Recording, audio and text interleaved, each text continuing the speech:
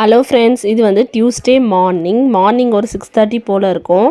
இப்போ தை மாதமே முடிஞ்சிருச்சுங்க. இன்னமும் பனி மூட்டை பார்த்தீங்களா, அதுவும் டியூஸ்டே இன்றைக்கி ரொம்பவே ஜாஸ்தியாக இருந்துச்சு. அன்றைக்கி வந்து மார்னிங் வந்து இந்த சாரீ வேர் பண்ணலான்னு முடிவு பண்ணிட்டேன். ரொம்ப நாள் ஆச்சு இந்த சாரீ கட்டி. எங்கள் அம்மாக்கிட்ட அடம் பிடிச்சி இந்த சாரீ வாங்கிட்டு வந்தேன்.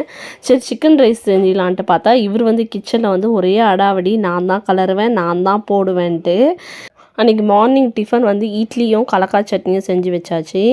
ஆஃப்டர்நூனுக்கு வந்து அவனுக்கு வந்து எக் ரைஸ் வந்து காரம் எல்லாம் ஃபஸ்ட்டு போட்டுட்டேன். அதுக்கப்புறம் அவங்க அப்பாவுக்கு வந்து சிக்கன் ரைஸ் வந்து கட் பண்ணிவிட்டு கொஞ்சம் காரம் வந்து ஹெவியாக ஸ்பைஸியாக போட்டு செஞ்சிட்டு இருந்தாங்க. அப்போ வந்து சிக்கன் நான் தான் போடுவேன்னு வாங்கி அவரே வந்து போட்டுட்டு இருந்தார். டெய்லியும் தோசை சுடும்போது இப்படி தான் வந்து நின்றுடுவான். தோசை சுடும்போது ஒரு மாவு கொஞ்சம் லிக் பண்ணிகிட்டே இருப்பான். அப்புறம் தோசை சுட்டும்போது நான் ஊற்றுறேன் நான் எதை பண்ணுறேன்னு பண்ணுவான். இன்றைக்கி வந்து சிக்கன் எடுத்து நான் போடுறேன்னு போட்டிருந்தான். சரி நானும் பார்த்து போடு, கடாயிலெல்லாம் கை வச்சிடாதான்னு சொல்லிட்டு இருந்தேன். அவனும் அழகாக போட்டிருந்தான். நீ இப்படி போட்டோன்னா என்றைக்கு நான் முடிக்குது, ஒரே எடுத்து கொட்டிடானே கொட்டிட்டு கொடுத்துட்டான்.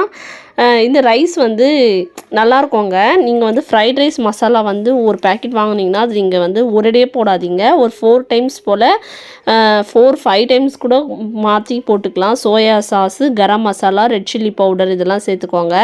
டேஸ்ட்டு சூப்பராக இருக்குங்க. ஃபைனல் அவுட்புட் எனக்கு இப்படி தான் வந்துச்சு. நான் மார்னிங்கே கொஞ்சம் சிக்கன் ரைஸ் சாப்பிட்டு கொஞ்சம் இட்லி சாப்பிட்டுட்டு ஸ்கூலுக்கு கிளம்பிட்டேன். உங்களுக்கு எத்தனை பேருக்கு சிக்கன் ரைஸ் பிடிக்கும்னு சொல்லுங்கள். எனக்கு பிரியாணியோட சிக்கன் ரைஸ் தான் ரொம்ப பிடிக்கும். மறக்காமல் கமெண்ட் பண்ணுங்கள். டாட்டா, பாய் பாய். பாய்.